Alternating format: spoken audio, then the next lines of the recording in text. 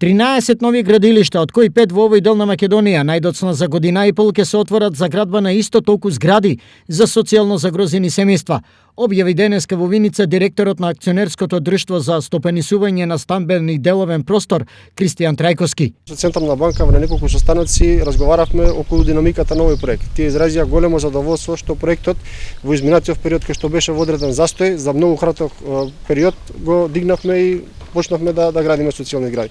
Како што кажав, минатиот пат, значи околу 13 градилишта за година и пол, максимум 2 ќе бидат отворени во еден таков набиен краток временски период. Трајковски, како дел од делегацијата на министерот за транспорт и врски Горан Сугарески и домакинот, градоначалникот на Виница Ивица Димитровски, извршија увид во градбата на првата зграда за социјално загрозените семејства од оваа општина, вредна 68 милиони денари. Станува збор за 36 социјални стана од 500 стана кои што се работат во моментот, бидејќи покрај општина Виница се работи во Пробиштип, се работи во Неготино, се работи во Свети Николе, се работи во Бутел. Локалните власти не го криеа задоволството што за неполна година и пол едно од најгорливите проблеми на граѓаните кои го немаат решено стамбеното прашање ќе имаат свој дом. Ова е уште еден голем капитален проект кој што се гради во општина Виница, а се работи за социјална зграда од 36 станови, значи зграда која што ќе домува социјално ранливи семејства како и самохрани родители. Меѓутоа,